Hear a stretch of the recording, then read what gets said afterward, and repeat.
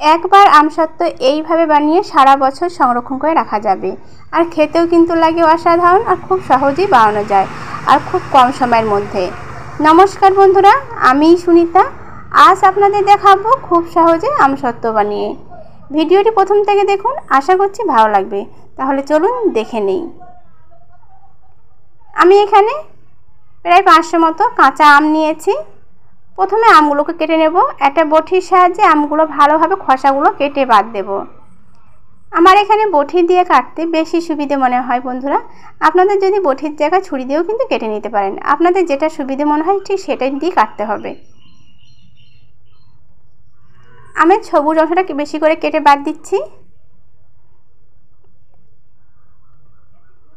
এরপরে আমগুলোকে আমি এখানে ছোট ছোট করে পিস করে কেটে নেব।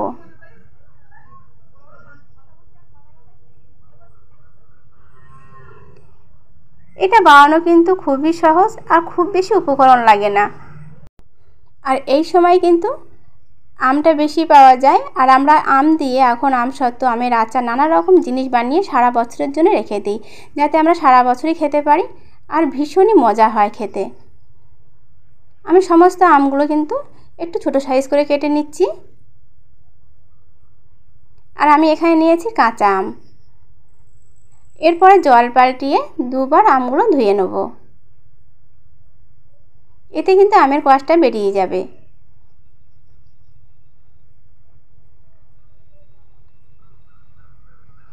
আমার আমগুলো ধোয়া হয়ে গেছে। এরপর সিদ্ধ করে নেব।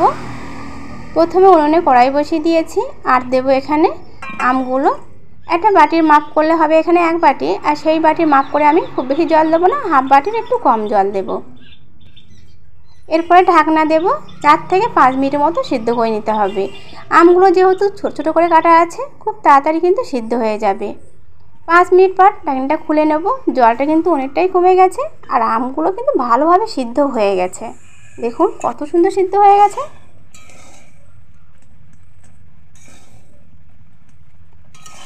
এরপরে সিদ্ধ করা আমটা আমি একটা বাটিতে নামিয়ে নেব।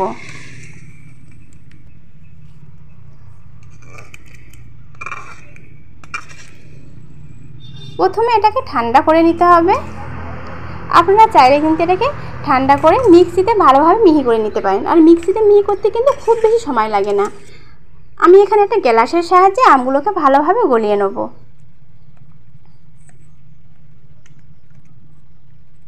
এই আমসত্ত্বটা কিন্তু আমার মেয়ে খুব পছন্দ করে বন্ধুরা। আর এটা কিন্তু খেতে ভীষণই ভালো লাগে। খুব কম সময়ের মধ্যে আর খুব বাড়িতে থাকা খুব কম উপকরণ দিয়ে বানানো যায় এই আমসত্ত্ব। আমি সিদ্ধ করা আমটাকে ভালোভাবে গ্লাসের সাহায্যে গলিয়ে নিয়েছি।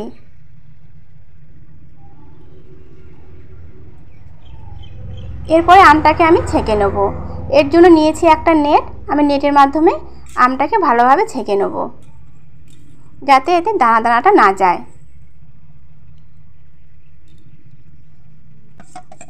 আপনারা যখন আমটা সিদ্ধ করবেন ঠিক এমনভাবে ঘনভাবে সিদ্ধ করবেন, দেখবেন খুব তাড়াতাড়ি কিন্তু শুকনোটা হয়ে যাবে। আর একটু জল জল থাকলে শুকনোটা করতে কিন্তু একটু দেরি হবে। এরপর নেট দিয়ে আমি এটা ছেঁকে নেব।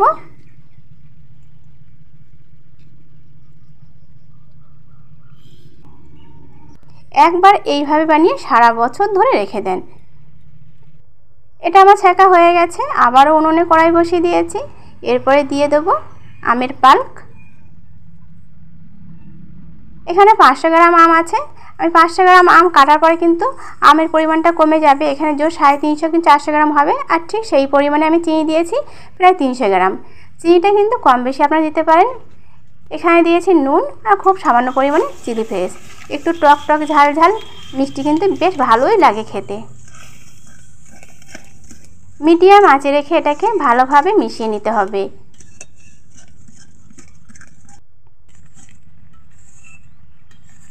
আপনারা চাইলে কিন্তু এখানে কালার ফুডও দিতে পারেন। আমি এখানে কোনো রকম কালার ফুডটাই ব্যবহার করছি না। আমি এটাকে জালটাকে প্রায় 4 থেকে 5 মিনিট মতো জাল দিয়ে নেব। অনেকটা কিন্তু শুকনো হয়ে গেছে। দেখুন অনেকটা শুকনো হয়ে গেছে। এরপর এটাকে নামিয়ে নেব। আর যে থালাটায় আমি আমসত্ত্ব বানাবো সেই থালায় একটু কয়েক ফোঁটা সর্ষের তেল দিয়ে ভালোভাবে লাগিয়ে নিতে হবে, যাতে জড়ে না যায় আমসত্ত্বটা। এরপরে এখানে দিয়ে দিয়েছি আমের পাল্প। হ্যাঁ বন্ধুরা, আরেকটা কথা, এখানে আপনারা আমসত্ত্বটা কেমন মোটা করবেন কি হালকা করবেন সেটা কিন্তু এখনই করতে হবে। এখানে আমের পাল্পটা যতটা বেশি দেবেন তাহলে মোটা হবে, আর যদি মনে করেন হালকা করবে তাহলে আমের পাল্পটা একটু কম দিতে হবে। আমি এখানে 2 হাতা দিয়েছি আর হাফ হাতা, মানে এখানে দিয়েছি 2.5 হাতা। এটা কিন্তু খুব বেশি মোটাও হবে না, আবার খুব বেশি হালকাও হবে না। এরপরে থালার চারপাশে এটাকে ঘুরিয়ে নিতে হবে, একদম সমান হয়ে যাবে। আমি এরকমভাবে 3টে থালায় করে নিয়েছি। এরপরে এটাকে একদিনের জন্য রোদ্দুরে রাখতে হবে। এখন যা রোদ্দুর পড়েছে 4 থেকে 5 ঘন্টার মধ্যে কিন্তু বেশ ভালোভাবে শুকনো হয়ে যাবে। আর এটা আমার শুকনোও হয়ে গেছে আর খুব সুন্দরভাবে কিন্তু তালা থেকে উঠেও আসছে। দেখুন কত সুন্দর থালা থেকে উঠে আসছে, একদমই কিন্তু জড়ে যাচ্ছে না। এখানে যে তেলটা দেওয়া ছিল এর জন্যই কিন্তু থালা থেকে সুন্দরভাবে উঠে আসছে। একটা ছুরির সাহায্যে আমি এখানে লম্বা করে কেটে নেব। আপনারাও ঠিক একবার এইভাবে বানিয়ে সারা বছর বাড়িতে সংরক্ষণ করে রাখতে পারবেন। যেসব বন্ধুরা এখনও আমার চ্যানেলটাকে সাবস্ক্রাইব করেনি, প্লিজ বন্ধুরা আমার চ্যানেলটাকে সাবস্ক্রাইব করার জন্য অনুরোধ রইল। আর আজকের আমার আমসত্ত্ব কেমন হয়েছে অবশ্যই কমেন্ট করে জানাবেন। লাইক আর শেয়ার করতে একদমই ভুলবেন না। আমি এগুলোকে রোলের মতো করে মুড়ে নেব।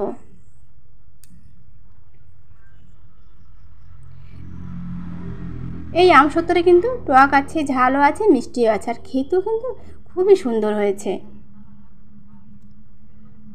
খুব সহজভাবে একবার বানিয়ে সারা বছর ধরে সংরক্ষণ করে রাখুন। যখন আমাদের কাছে আমটা থাকবে না সেই সময় কিন্তু আমরা এগুলোকে খুব আনন্দ করে খেতে পারবো। দেখুন কতটা সুন্দর হয়েছে। আমি একটা প্লেটে নিচ্ছি আর একই রকমভাবে আমি এখানে সবগুলোই কিন্তু কেটে নিয়েছি।